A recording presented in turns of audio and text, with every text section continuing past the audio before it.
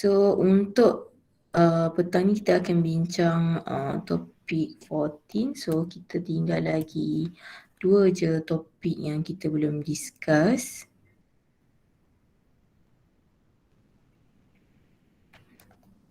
Okay, so nampak slide? Nampak, madam. Nampak, madam. Bagus. Alhamdulillah. So pandangan masih jelas saya. Okay, so kalau kita tengok gambar yang pertama ni gambar apa ni? Belon. Belon. Apa kaitan belon dengan topik kita hari ni? Apa kaitan belon dengan Yes. siapa nak cakap?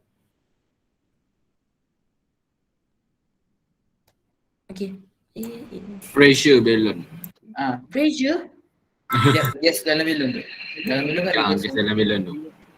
Okay, kes dalam belon. Macam mana belon ni boleh terbang? Kau kalau guna kau tiup sendiri tu belon kau boleh terbang ke? Dia pakai Tak, gas sebab dalam helium. dia ada gas helium. Pakai gas helium. Okay, so dalam ni ada helium gas lah. So sebab tu belon ni boleh terbang. Okay, betul. Okay, yang kedua ni kat mana? Gunung berapi. Rapi. Gunung berapi. Okay, selain daripada tu?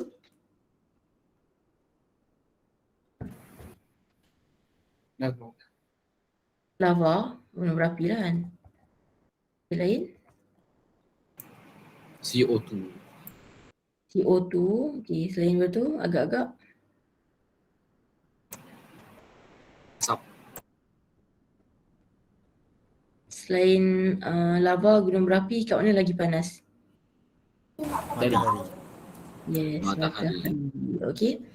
So yang ni lebih kuranglah macam struktur matahari. Sebab dekat matahari pun kita ada gas. Okay. Alright. And then gambar yang ketiga ni, ni obviously lah dia dah cakap kan. CO2, ini daripada pembakaran kilang lah. Okay, so tiga benda ni, tiga gambar ni dia berkait dengan kinetic theory of gases. Okay, alright. So dalam kinetic theory of gases, kita ada 3 subtopik yang kita akan bincangkan. Okay, yang pertama ialah kinetic theory of gases. So kita tengok root mean square of gas molecules. Ni typo, nanti betulkan Okay, and then yang kedua kita nak tengok berkenaan dengan molecular kinetic energy and internal energy. Okay, so apa yang berlaku perubahan kepada gas molekul lah. Okay, sama ada secara average ke, translational ke and so on. Okay, and then yang terakhir sekali kita nak tengok molar specific heat at 2 different condition. Okay, sama ada secara pressure ataupun secara volume constant lah. Okay, yang ni pun sebenarnya korang dah belajar lah. Muatan haba pendam, betul tak? Mata sekolah kan? Haba pendam tentu. Haba pendam tentu. Sorry. Okay, so molar specific heat at constant pressure and constant volume. So ni macam recap lah a little bit. Okay. Alright, so yang ini refer to 14. Yang ni kalau korang tengok kepada saya dah share dekat group WhatsApp, nanti masing-masing boleh buka. Saya ada bagi satu table. Okay, dekat dalam table tu saya senaraikan ada 3 law. Okay, so untuk ideal gas, okay, selalunya untuk ideal gas apa equation yang korang akan guna? Apa equation? Apa ideal gas equation? Okay, PV equal to nRT lah, betul tak? Betul. Okay, kalau dalam kemis, korang punya pressure ni unit dia apa? ATM. ATM. ATM, okay, alright, ATM. Yang ini dm cubic, betul? Ni number of mole lah.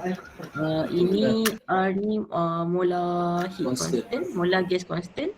And then ni adalah dia punya temperature. Okay, dalam fizik, since semua benda pun dia kena jadi SI unit, makanya bila kita nak tengok berkenaan dengan ideal gas, kita punya pressure mesti unit dia dalam Pascal. Okay, so volume pun mesti unit dia dalam meter cubic. Okay, ni number of mole lah. Yang ni tak adalah, ni sama je. Okay, yang ni adalah number of mole. Okay, so R ni constant value. So yang ni kita guna 8.31 per joule per mole per Kelvin. Okay, and then last kali adalah temperature. So temperature ni kita mesti gunakan dalam unit dia Kelvin. Okay, so before you start your calculation, korang mesti switch korang punya ideal gas equation from chemist to physics. So kena ingat dalam fizik apa-apa semua mesti dalam SI unit. Okay. So, ini kena ingatlah, ni adalah benda pertama. Okay, and then ada berapa law yang melibatkan ideal gas? Ada 3 law. Ada 3 law. Okay. So law yang pertama ialah Charles. Law. yang pertama adalah Charles law. Okay, yang kedua adalah Boyle's law. Boyle's law. Yang ketiga Gay-Lussac's law. Guy-Luzak. Okay. Guy-Luzak law ataupun dia adalah nama lain. Pressure law. Yes, pressure law. Okay, ni saya tahulah korang dah khatam dah. Dah hafal dah. Okay, untuk Charles law, nilai apa yang constant? Charles law apa yang constant, yang tak berubah? Pressure. Pressure. So, Charles law constant pressure. Boyle's law constant Temperature. Temperature. Okay, pressure law constant Volume je. Volume.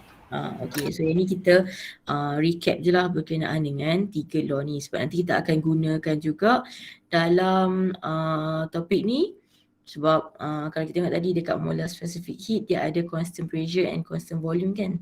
So kita akan guna yang berkaitan dengan pressure law and Charles law, dan kita akan repeat, kita akan guna lagi dekat dalam topik yang ke-15 lah, iaitu thermodynamics. Alright. Okay, so kita tengok yang pertama ialah discuss root mean square speed of gas molecule.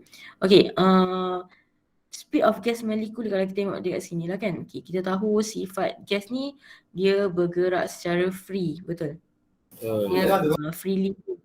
Okay, so bila dia bergerak secara freely move, so maksudnya setiap satu molekul tu dia akan carry dia punya own speed. Okay, so dalam satu-satu keadaan kita punya speed tu boleh berubah disebabkan oleh apa?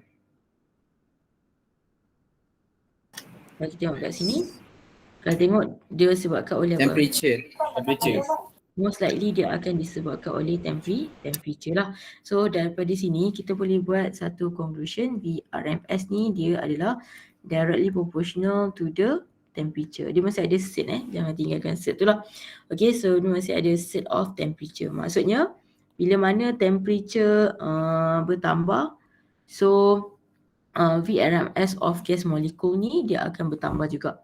Okay, so contohnya dalam satu container awak isikan gas molekul lah. Okay, since gas ni dia bergerak freely, dia maksudnya dia bergerak bebas kan. So contoh gerak macam ni ke, dia gerak macam ni ke kan. Okay, so VRMS ni kita boleh katakan dia adalah velocity of average. Okay, so maksudnya average velocity of gas molecule dalam satu container. So bila mana awak tambah increase the temperature of the container, so so itu akan menyebabkan awak punya root mean square velocity pun akan bertambah lah. Okay, dekat sini kita ada ni ialah Boltzmann constant.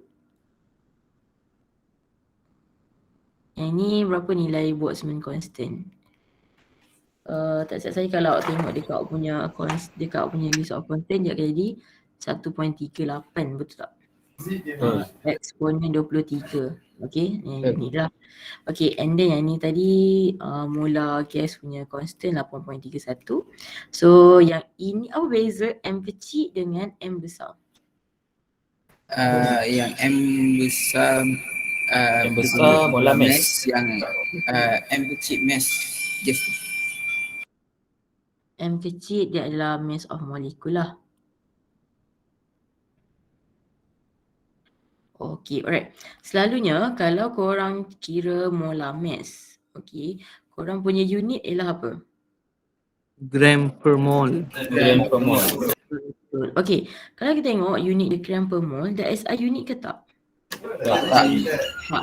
So kita tak boleh guna molar mass yang unit gram per mole lah. So korang kena convert dia kepada kilogram per mol.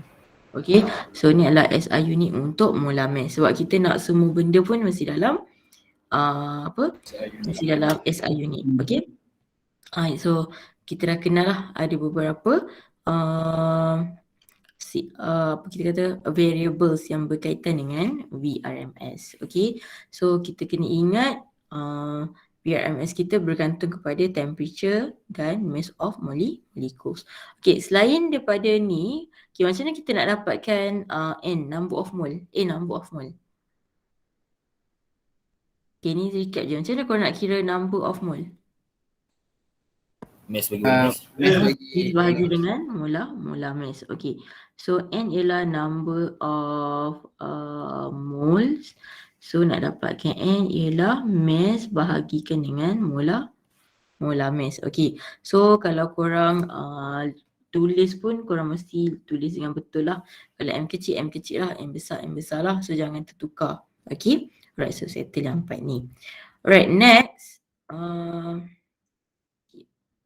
Okay, next kita nak tengok berkenaan dengan translational kinetic energy. Okay, so since tadi kita tahu bila sesuatu gas tu dia bergerak dalam satu container. Okay, so bila you increase the temperature, so you akan ubah dia punya velocity average for the whole gas. Okay, so VRMS kita kata velocity average for the whole. Kita tak boleh nak kira satu-satu. Okay, satu kita kata dia adalah VRMS. Okay, so bila mana ada velocity, makanya akan terhasil juga yang kita panggil dia sebagai kinetic energy lah. Okay, so kenapa kita kata dia adalah translational kinetic energy? Okay, translational kinetic energy ni maksudnya kalau bus translational dia jalan macam mana? Dia jalan straight je lah kan, betul tak? Pergi balik lah. Dia jalan pergi balik. Okay, ada orang message apa ke? Tak ada kan? Dia tak bersih-bersih. Dia tak berselisih. Okay, lagi. Translational. Lagi selain apa tu?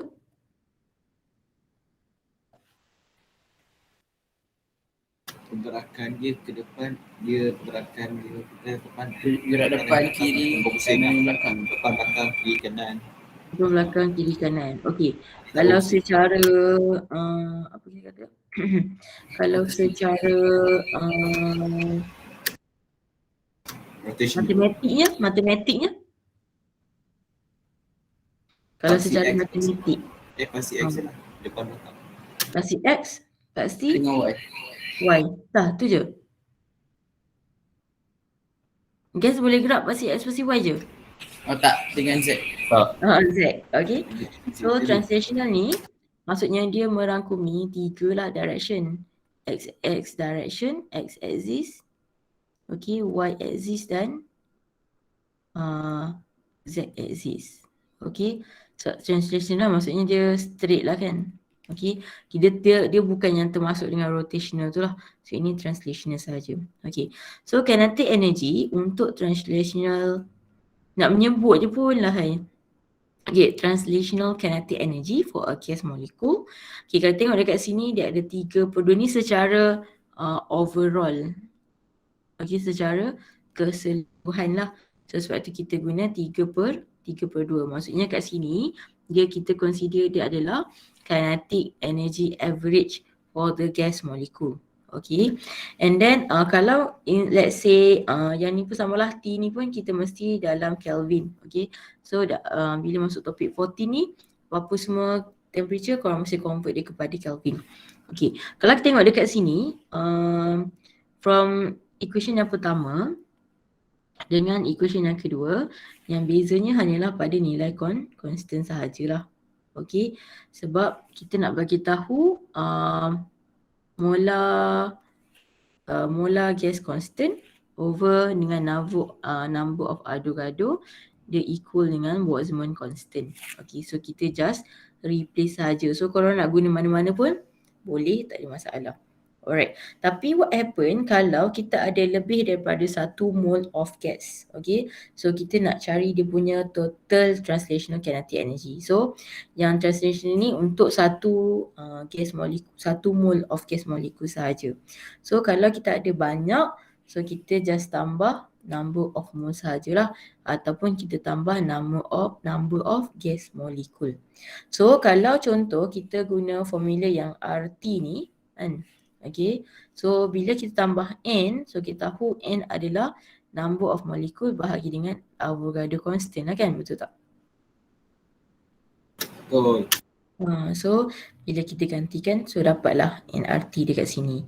Okay, yang ini pun bila kita substitute, kita dapat nKT. Okay, so it just an equation sahajalah, cumanya kita nak bezakan yang mana satu untuk satu gas molekul dengan satu lagi untuk yang korang nak cari untuk beberapa moles of gas. Alright, so settle yang ni. Okay, next kita nak tengok internal energy.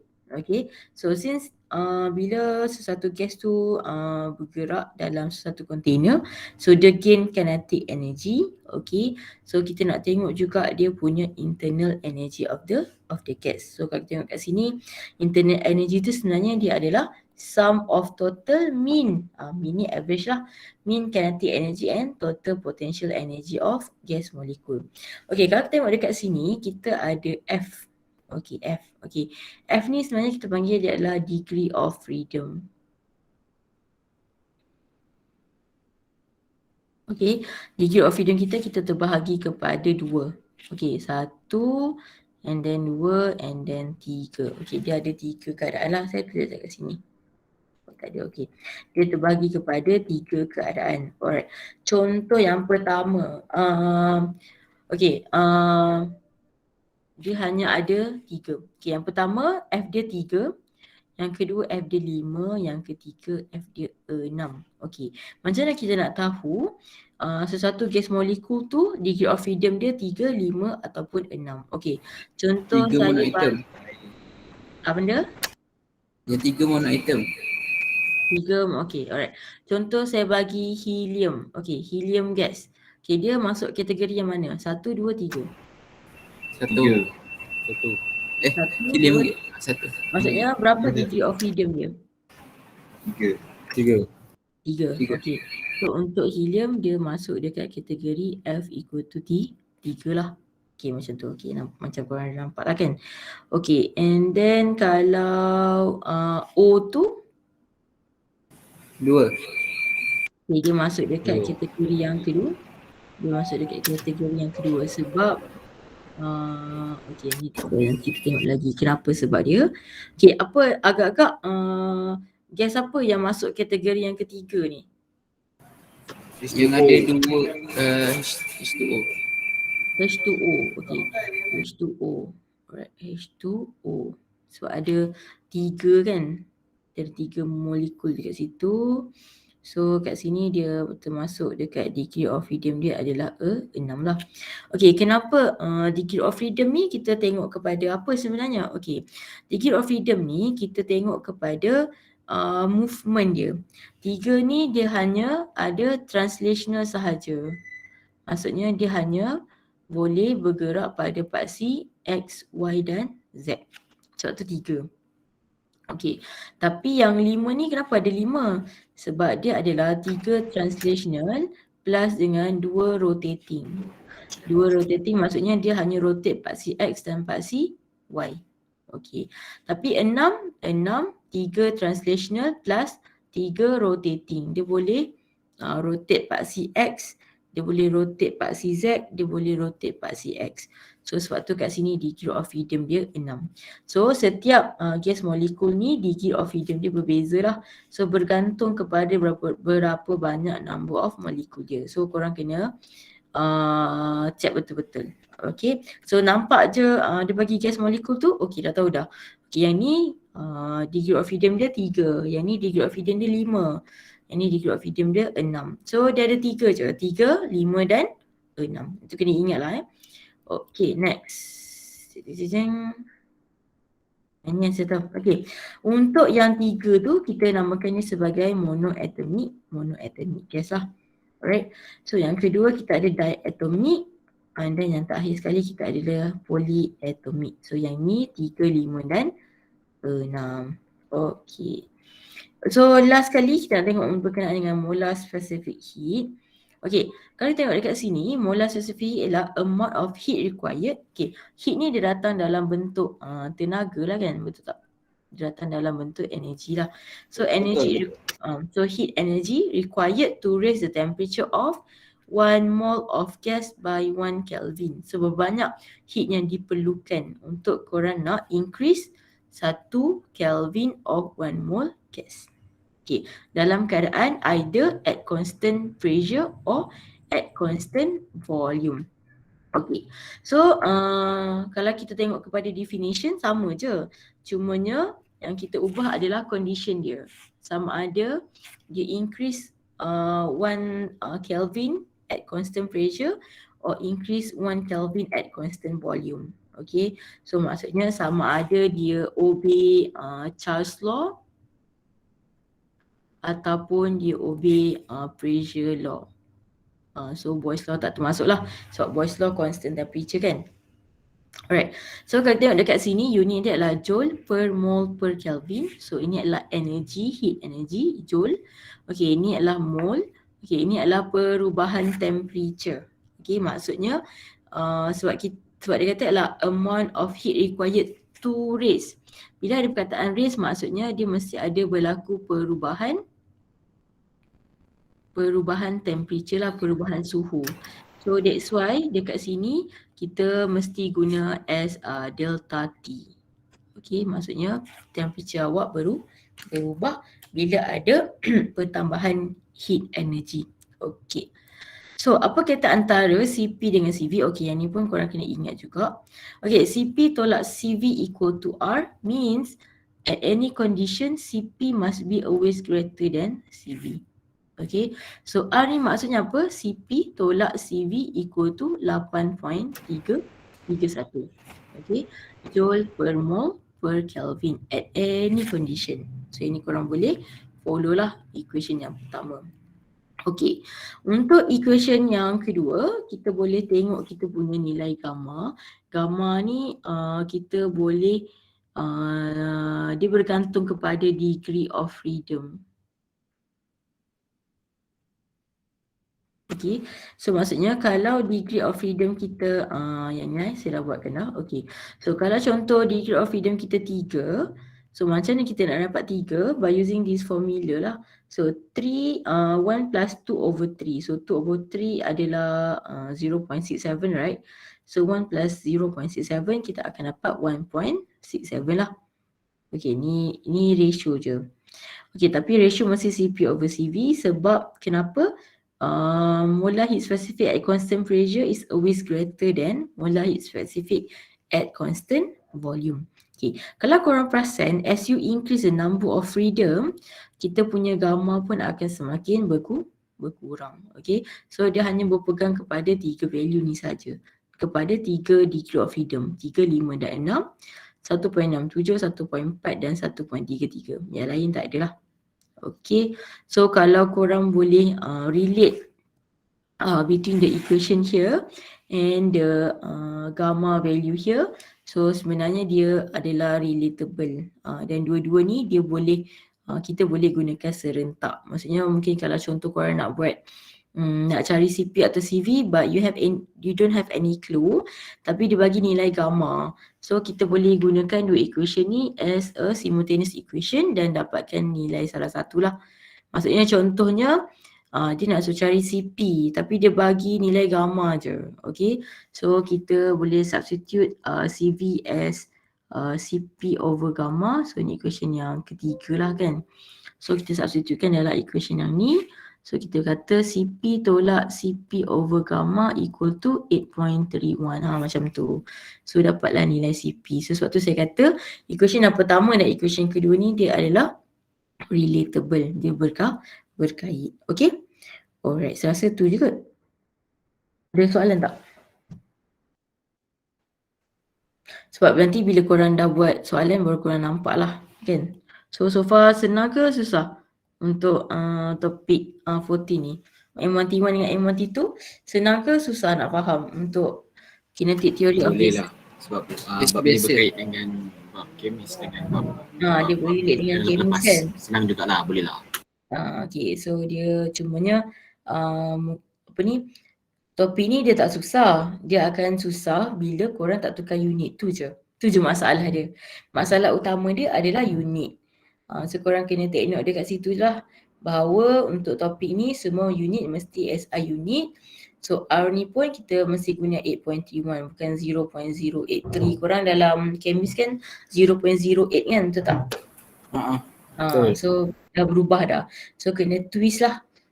Kena switch, bukan twist, kena switch, tukar button fizik. Unit masih SI tapi konsepnya masih sama. Yang kita bezakan hanyalah pada dia punya constant value dan unit sahaja. Okay, so ada soalan lain? Tak ada. Okay, untuk next kuliah so kita akan masuk topik thermodynamics. Okay, topik thermodynamics ni dia kalau contoh budak mechanical lah kan. Sorry. Okay, korang akan belajar thermodynamics ni dia ada, tak silap saya ada first law thermodynamics, second law thermodynamics, third law thermodynamics. Okay, so kalau korang masuk degree termo ni dia akan jadi termo 1, termo 2, termo 3. Faham tak maksud saya? Maksudnya dia dah tak cover dia bukan dah cover S1 topik, dia akan cover S1 subjek. Maksudnya thermodynamic 1 satu subjek, thermodynamic 2 satu subjek, thermodynamic 3 banyak satu betul, subjek. Mahat dah. So dia akan kembangkan Satu lagi. Tak cukup 1, 3 dia bagi. Kan.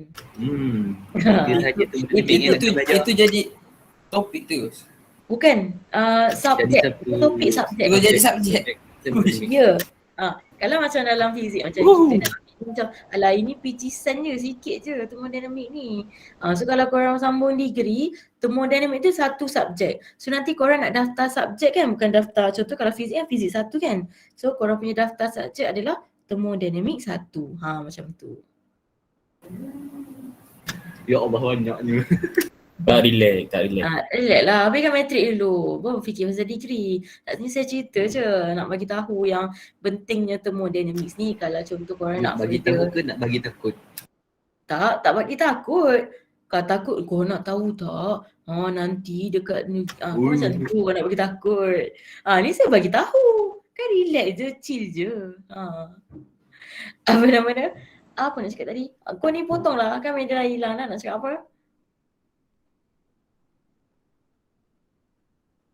Okay. Bukan. Tak, saya nak bagi tahu. Make sure, maksudnya kalau untuk sesiapa yang lepas ni dia nak planning untuk further mechanical, maksudnya pure mechanical ke apa, pentinglah untuk dia faham betul topik thermodynamics ni. Okay, sebabnya nanti bila dia masuk universiti, dia further dalam mechanical tu, yelah korang kan budak meki, mesti korang nak ambil mechanical kan, degree punya course kan. Okay, so kena faham betul lah, barulah korang boleh go through, boleh masuk termo 1, termo 2, termo 3 dan seterusnya. Tu yang saya nak bagi tahu, saya nak ingatkan. Maksudnya tak boleh main-main lah, kena serius. Itu je. Okay, ada soalan? Tak ada. Okay, so kalau tak ada, nanti saya bagi soalan. Okay, kalau tak ada, saya check